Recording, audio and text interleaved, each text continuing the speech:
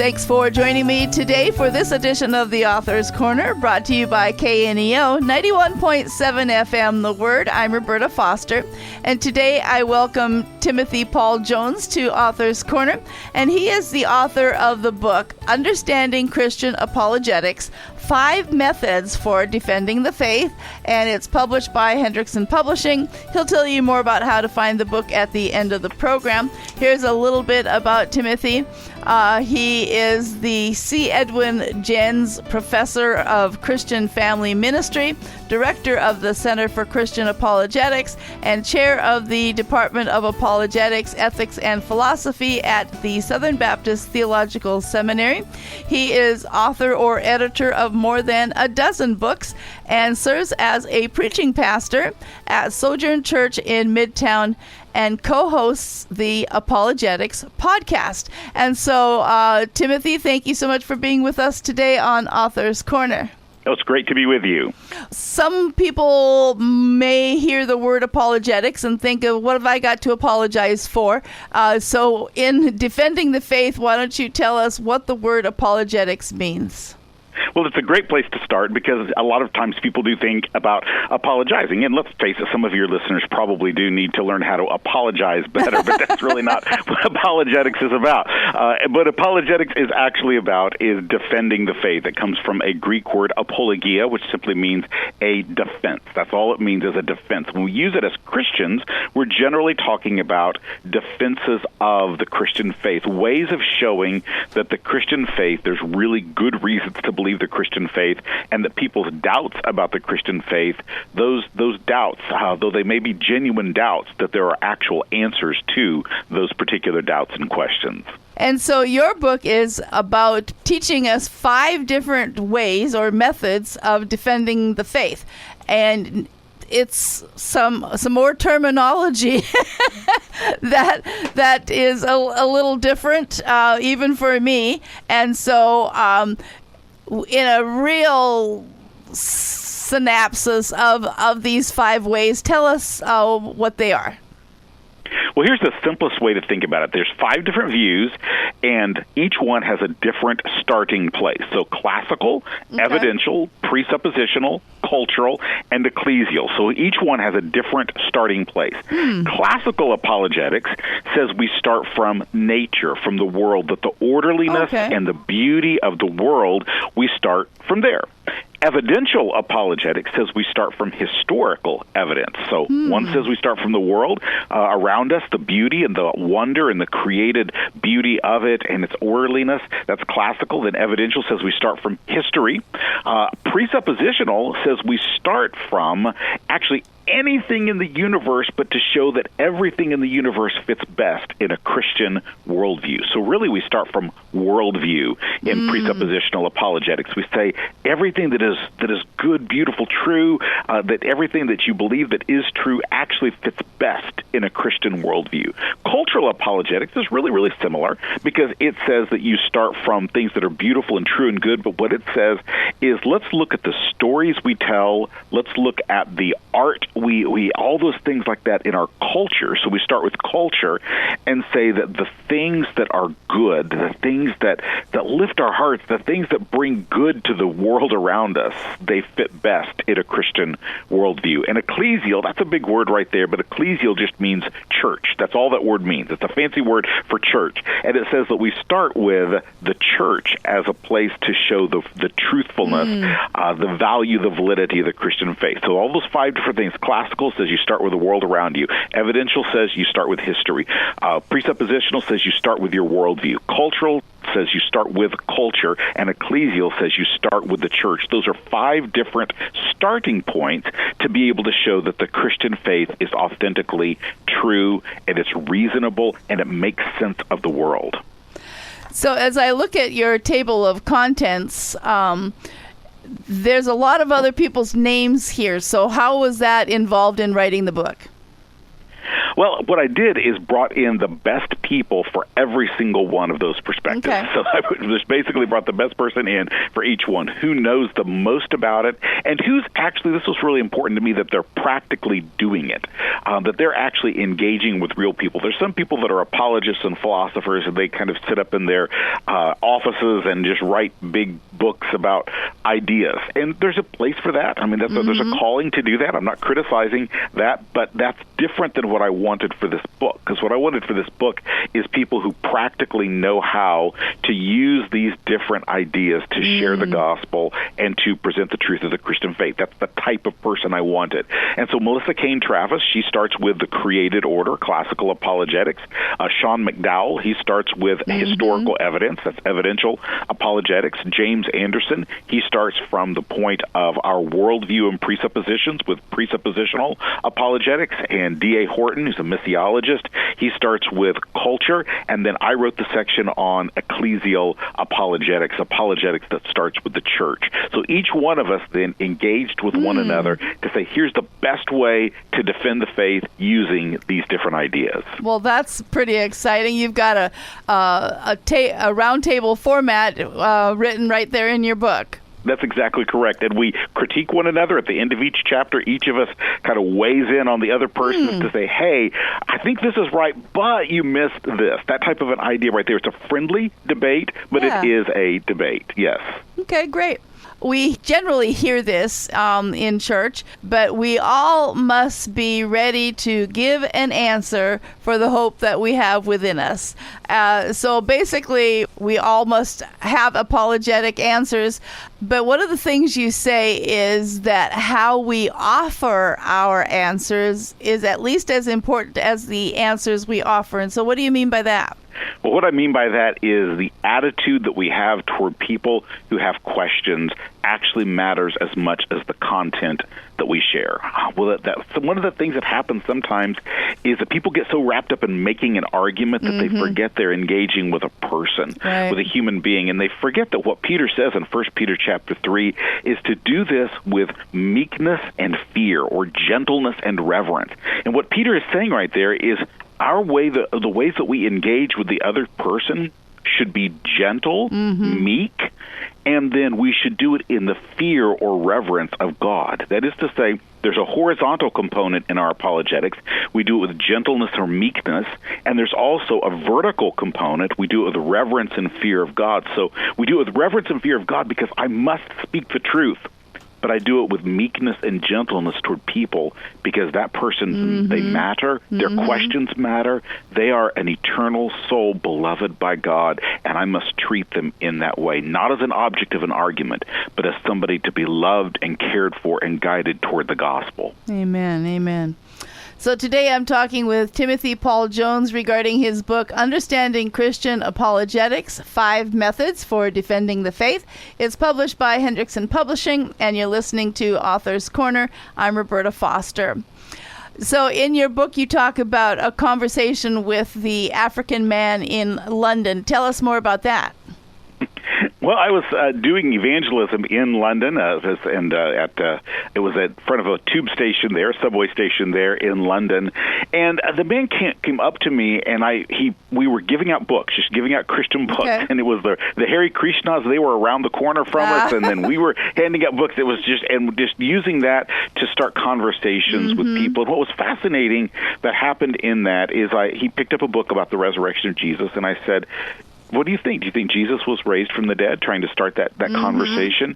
And his response was, it doesn't actually matter because the Muslims are going to win. My first thought was he was Muslim, but he wasn't. He wasn't Muslim at all. That was my first thought, because we'd encountered 2 or 3 Muslims during that day already. Sure. And I thought that he was. And he wasn't. He just believed that religion was nothing more than a sociological phenomenon, and that what was going to happen demographically, because Muslims were having more children and they were more involved in their mosques than Christians were in churches, that they were demographically going to win. And so he kept pushing with that right there. It doesn't matter. It doesn't matter if Muslims are going to win. I said, okay, let's think about this. Which world would you rather have? A world where there's lots and lots of mosques and Muslims have the upper hand in everything, or a world where there's lots of churches and there's freedom for people to be Christian and people are following Jesus. And that was the first point at which he paused for a bit. And he said, I'd rather have a world where there's Christians. And I said, well, why? And he was a teacher. And he said, well, it's because he goes in and tells about how a situation he knew about where in a particular country Muslims had taken over, girls couldn't get an education. And then he started admitting all the good things that Christianity has done. And at the end, he said, well, but probably Muslims will start doing that eventually because that's what religion does. I said, okay, maybe, but let's think of another possibility. What if it's not that Muslims will just eventually do that because religion does that? What if there's something about Christianity that causes it to do good for the people around it? What if there's something about Christianity that it's driven by this notion of every human being created in the image of God and Jesus Christ having died and made provision that is sufficient for every person? What if there's some of those things like that that cause Christianity to do and to pursue good for the world? And at that point, he had to catch his subway train. At that point, he decided he did it. It at least stopped him, and he thought, and he took a book and he took it with him on the train. Great. And that is a way of what I describe actually in the book as ecclesial or church-based apologetics. It's looking honestly at what Christianity has failed at times and done some horrible things. I'm not even going to deny that for a moment. But if we look at the scope of history as a whole, Christianity has tended to make the world better consistently. And so to look at that as an evidence for the truthfulness, for the good, and the vitality of the Christian faith. And yet, you write about the fact that sharing our faith today is more challenging in our postmodern world than it has been in the past. It is. And the reason it is, there's a very key reason that people have to recognize as to why it has become so difficult. It's because we were living in Western cultures off of Christian assumptions for many, many years. So even as secularity increased, we were still living off of sort of a bank account, making withdrawals from a bank account of the Christian tradition for many, many, many years. And we continued to do that. So people still held certain Christian assumptions, even if they weren't themselves Christians.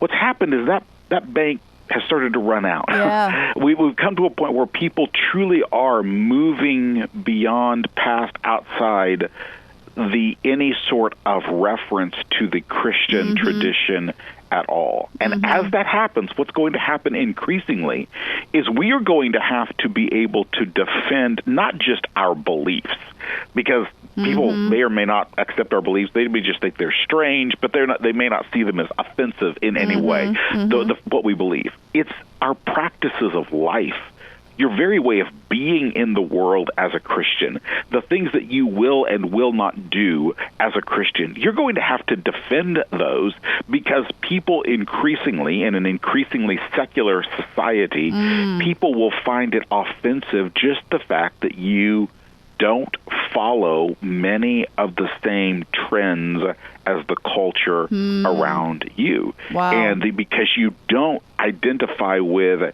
a particular movement, whether politically or anything like that, you will end up being on the outs with people because of that. And you are going to have to be able to defend just living as a Christian in the world. And that has become much more difficult over the past several years because secularity, this notion that God is not necessary to make meaningful sense of life, has really now crept into all parts of the social order, which means we're no longer drawing off of this bank account of the Christian tradition. People have bankrupted that, and we're living in a world in which people are truly living on the basis of, not completely, because I think it's impossible to live completely on the basis of a secular worldview. It's not even possible. They have to borrow something from the Christian worldview. But they are living much more than they did before on the basis of a secular worldview. Wow. Okay, so your last opportunity to share something with us about sharing our faith that anybody can take away and start with. Well, you know what? I will say the first thing I'm going to do if somebody is doubting the Christian faith and I'm trying to talk to them, I don't start with a defense of anything. I ask the person, tell me your story. Okay. Tell me about how you came to the point that you doubted this about the Christian faith. When did you come to that point? And what I'm going for in that is I want to find out what is it that drives them, motivates them, what do they love, what awakens their heart. I want to hear that because their story matters. They may not be a Christian, but their story matters so much to God, and it should matter to us. And I say, tell me your story about how you came to the point that you just don't believe in the Christian faith. And I want to listen to that, and I want to acknowledge any valid points they make, but then I want to step in to what they do care about and say, you know what? This thing that is good and beautiful that you love, it makes a lot more sense in a Christian worldview than it does in your worldview. Would you be open to me talking about how Jesus can make sense of what you care about the most? That's what I'm going to do when I'm witnessing to somebody. Amen. That just demonstrates to the one you're talking to that you care more about who they are than the fact that you could put a notch on your belt that you shared your Christian faith with somebody. So I really appreciate that comment. Today I'm talking with Timothy Paul Jones about his book, Understanding Christian Apologetics, 5 Methods for Defending the Faith. So Timothy, tell us how people can find out more about this book and others that you've written. Well, the best place for them to go to get the book, always go to your local bookstore first, but if you don't, go on Amazon.com, look up any of the books I've written. If you're interested in things about me, I would say go to theapologeticsnewsletter.com, theapologeticsnewsletter.com. Make sure you get the in there, theapologeticsnewsletter.com, and I have a free newsletter that goes out every week or two just on some issue in apologetics, and so if they're interested in me or about what I'm writing and doing, go to theapologeticsnewsletter.com. And then, of course, you have an apologetics podcast. Yes, so you can go to the podcast. It's on Apple and anywhere else that you do your podcast as well, and listen to. Just look up the Apologetics Podcast. We're going to start another season in just a few weeks, a couple months probably. When first episodes will drop on that. But I talk about apologetics and mostly rock and roll and apologetics, and people may wonder why those two things, because it's my podcast, and those are the two things I like: is apologetics and rock and roll. Okay, all righty. Well, that's what we say. You know, I can do it because it's mine. Oh, great. So one more time, the book today, Understanding Christian Apologetics, 5 Methods for Defending the Faith by Timothy Paul Jones, who I've been talking with today. We certainly thank Hendrickson Publishing for sending us a copy of the book. Timothy, it's been a real delight talking with you. You've made the issue of apologetics sound rather comfortable and easy.